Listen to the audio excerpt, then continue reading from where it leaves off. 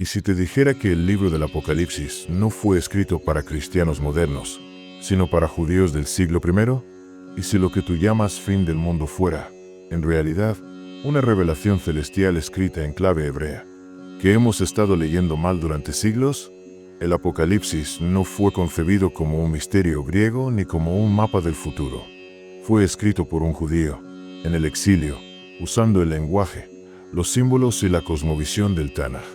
Y lo que vamos a hacer aquí es exactamente eso, volver al origen, volver al hebreo, volver al sentido que tuvo para aquellos que conocían las Escrituras desde Moisés hasta Daniel. Shalom, Haverim. Bienvenidos a esta travesía donde el último libro de la Biblia vuelve a hablar en su idioma original. Este no será un comentario más sobre teorías futuristas o símbolos aterradores. Aquí nos adentraremos en una lectura hebrea del Apocalipsis, revelando los códigos proféticos, los significados perdidos y el trasfondo que solo el pensamiento judío del Segundo Templo puede ofrecer. El libro que conocemos como Apocalipsis, o Revelaciones, será leído aquí como lo habría entendido un judío del siglo I. Y eso cambia absolutamente todo. Antes de entrar de lleno en el contenido, es útil establecer algunas bases. Aunque nos encontramos a través de una pantalla, cada episodio te invita a pensar, cuestionar, anotar y volver sobre los textos bíblicos como si estuvieras participando en una comunidad de estudio.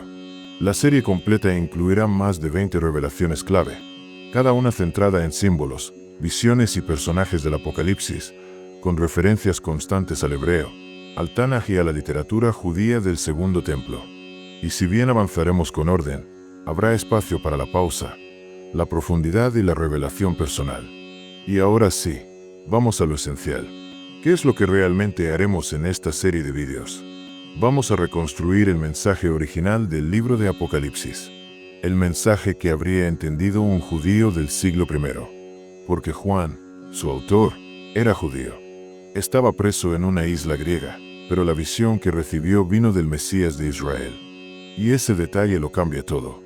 Sorprendentemente, el Apocalipsis no fue incluido de inmediato en el canon del Nuevo Testamento.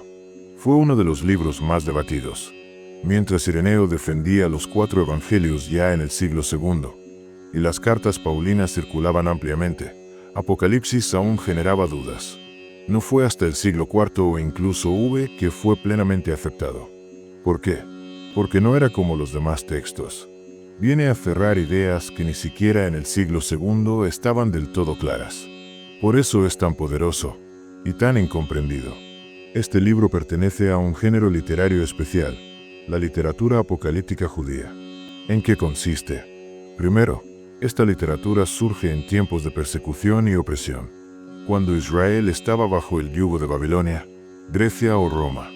Segundo, utiliza imágenes simbólicas, cereals, bestias, cuernos, ángeles, fuego, tronos. Pero no son visiones aleatorias ni delirios místicos. Son recursos literarios, cargados de sentido espiritual. Y si no se entienden como símbolos, dan miedo.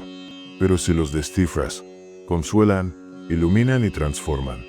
Estas visiones no pueden interpretarse libremente. El Apocalipsis está codificado, como toda la literatura apocalíptica.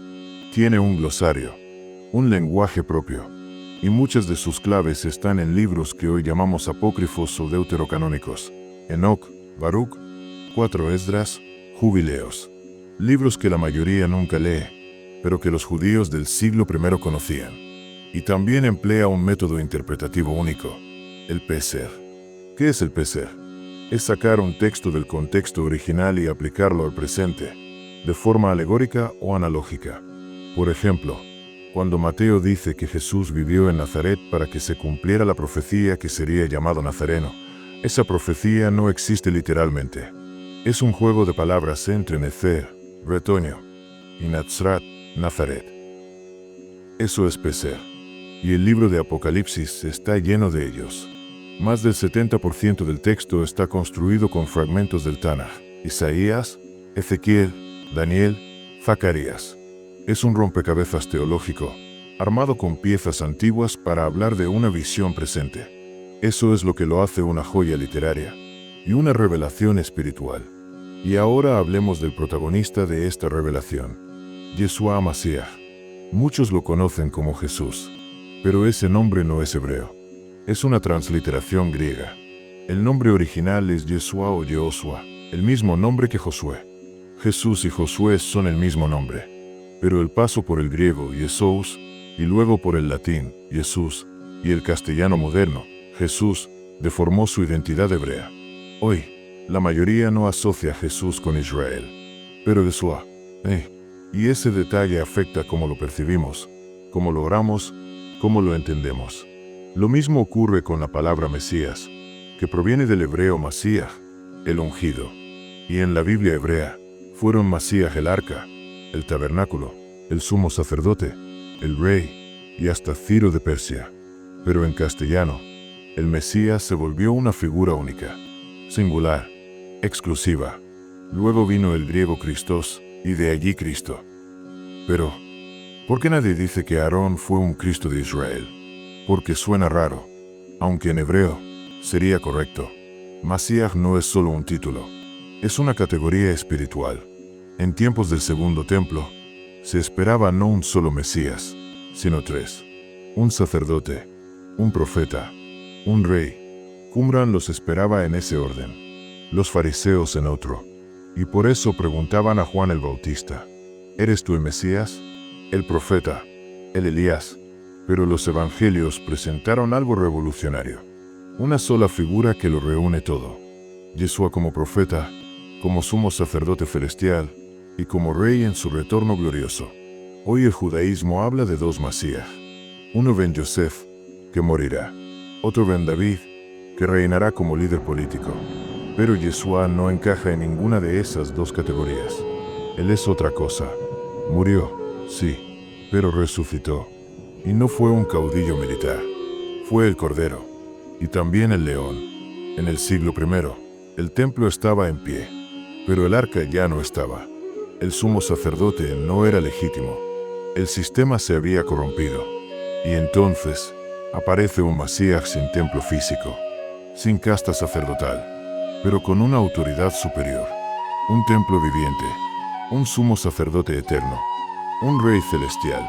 Hoy, muchos esperan que el Mesías construya un nuevo templo, pero esa es una idea tardía, nacida del Talmud. En tiempos de Yeshua, nadie decía eso. Y más aún, si el Talmud dice que el Mesías traerá el templo, ¿por qué hay hoy tantos intentando construir uno? Una contradicción profunda. Yeshua vino cuando el templo ya no contenía la presencia, ya no había propiciatorio, ya no había gloria. Y desde ahí comenzó la nueva revelación. El Apocalipsis no muestra al Yeshua de Galilea, muestra al Yeshua glorificado, al Alfa y la Omega, al que tiene las llaves del Seol, al Cordero inmolado y al Rey de Reyes entronizado. Y esa es la lectura que haremos en esta serie, no buscando el fin del mundo, sino el principio de una revelación más alta, una restauración del lenguaje, del símbolo, del propósito.